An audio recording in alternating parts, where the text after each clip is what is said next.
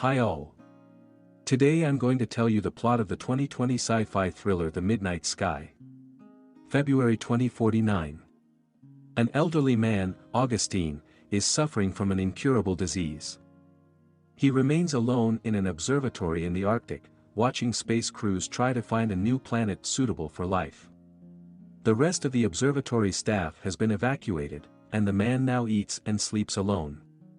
Every day he takes medicine and has blood transfusions. Several decades ago, Augustine lectured people about habitable planets. One of them was K23, a satellite of Jupiter. After the lecture, a girl named Jean approaches the scientist and starts flirting with him. The pair have a drink and the companion asks how realistic it is to find a habitable planet. In the present, Augustine is looking at a list of space missions. Most of them are inactive except for one, Ether. This appears to be the last active mission. The scientist looks at a photo of the crew, he recognizes the woman on board and decides to get in touch with them. Sally is one of the 5 members of the Ether crew, she is in charge of communications on the ship. The girl has a nightmare that she was abandoned on K23. Sally is pregnant and the baby's father is Captain Ade. She informs the crew that for some reason there hasn't been any contact with Earth for 3 weeks. A fire alarm goes off in the observatory. Augustine puts out the fire and sinks to the floor without strength, then he notices a girl sitting under the table. She seems to have been forgotten during the evacuation. The scientist tries to contact someone to report the girl, but there is only silence on the air. Augustine discovers that the girl has been sleeping in the storeroom and tries to explain that he can't take care of her, but the little girl can't or won't say anything. The scientist feeds her. The girl draws an iris flower and he realizes that the little girl's name is Iris. Augustine is unable to establish communication with Ether. In the evening, the scientist sends the girl to sleep in another room. At night, however, she quietly returns and lies down on the floor in the corner. The Ether tries unsuccessfully to contact anyone on Earth. The crew returns home with the good news that K23 is habitable. As Augustine performs a blood transfusion, Iris lies down on a nearby couch and they look up at the starry sky together. The scientist recalls how he was working in his office when Jean walks in and starts complaining that the man isn't answering her calls. She suffers without the scientist's attention, she lies that she is not really pregnant. The girl with tears in her eyes says that Augustine is busy only with work, he does not care about the fate of his loved ones. The scientist goes outside and sees dozens of dead birds. This means that the polluted air got here much faster than expected. Augustine explains to the girl that their antenna is too weak to communicate with the Ether and they need to go north, to the Lake Hazen weather station, where there is a more powerful antenna. Besides, it's surrounded by hills and maybe the air there is still clear. The pair put on several layers of clothing, as well as goggles and breathing apparatus. Never take these off, no matter what happens. The guys grab the gear they need on the way and begin the long snowmobile ride through the icy wilderness. Rejoicing at their imminent return to land, the Ether crew rests, watches holographic recordings of their loved ones and their favorite movies, and plays cards. Suddenly, a signal indicates that the ship has strayed from its trajectory. The crew sets a new course with a beacon on K23. However, it will pass through uncharted territories of space.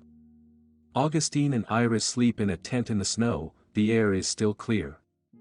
The next day, they find a crashed plane. The scientist sees the dead pilot and tells the girl not to come any closer.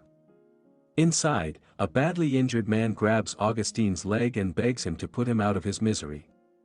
"Get out of here, go." The scientist shoots the poor man and goes outside.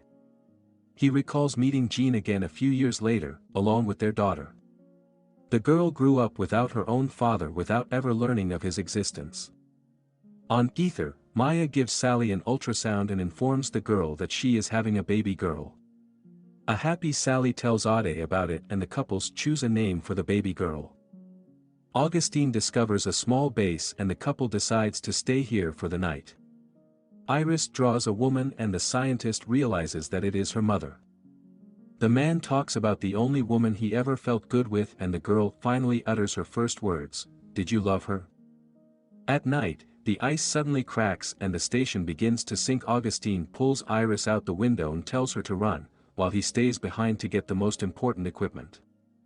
The scientist jumps out of the window with his backpack and rushes to the sinking rover. He tries to jump out of the ice floe, but still falls with the apparatus to the skiff. The snowmobile with the backpack sinks quickly and the man has to rise to the surface. The scientist is shivering from the cold, then the girl helps him get dressed and they have to walk the rest of the way almost without provisions. Augustine gives Iris the last piece of food. He drinks the rest of the pills himself. The pair have to dig a hole in the snow to wait out the blizzard and take a break. The snowstorm has no intention of abating. The guys are surrounded by wolves, but the scientist frightens them off with a shotgun blast. However, in the panic he loses Iris. Completely exhausted, the man falls to the snow. He opens his eyes and sees Jean, but when the girl comes closer Augustine realizes that it is Iris. "I thought I had lost you." The next day they finally make it to Lake Hazen and immediately try to contact Ether. Sally finally hears them. The girl asks why no one else on Earth is answering. Augustine tries to tell what he knows, but the connection is cut off. Suddenly the ship's alarm goes off. The Ether is hit by a hail of asteroids on an unexplored section of the path. The ship suffers severe damage and the communication system is completely out of order. The team assesses the damage and sees that the guys will have to go into space to repair the transmitter. The job is up to Ade, Maya, and Sally. Maya is nervous, she's never been out in space before. The three get out of the ship and successfully repair the transmitter, but before the guys can get back inside, the Ether is bombed again by asteroids. Maya is thrown off, but she and the others manage to cling to the hull of the ship. When everything calms down, Maya notices drops of blood in her helmet. The others drag the girl inside. Sanchez rushes to them with the first aid kit. When the guys remove Maya's helmet, a lot of blood spills out from underneath it. While Sally calms her friend down, the guys try to stop the bleeding. Unfortunately the wound is too serious and the girl can't be saved. The guys grieve for their fallen colleague. A few days later, the team receives the first image of Earth. They are horrified to see a lifeless planet covered by a thick layer of radiation fog. The crew manages to make contact with Augustine. The scientist explains that it is impossible to land on Earth, there are only survivors underground on the planet, but radiation will soon get to them. All other missions are also inactive. Augustine is sure that the only way out is to return to K-23. However, Mitchell wants to get to Earth to find out the fate of his family. A little later he receives a farewell message from his wife and realizes that all of his loved ones are dead. The man still wants to return to them. The captain lets Mitchell take one of the escape pods. Sanchez's family is long dead, but he also wants to get to Earth and bring Maya's body home. "I'll fly with you." The guys say goodbye to Ade and Sally and get into the capsule. Sally contacts Augustine about the fate of the crew and says the two of them and Ade will fly K-23. The girl admires the scientist's research, including predicting the possibility of living on K-23, and regrets that they will never meet. "You once worked with my mother, Jean Sullivan." The girl also says her real name is Iris but everyone calls her by her last name, Sally. "I'm glad we finally met." The scientist asks the girl to tell him about K-23. He listens and cries. Augustine decides not to confess to the interlocutor that he is her father, whom the girl has never seen. And the little girl who accompanied the scientist on his journey is only his vision. In the middle of the girl's story, the connection is broken. Iris and Ade fly to K-23 to revive human civilization. What do you think of the movie The Midnight Sky? Share in the comments. Thanks for watching and see you again.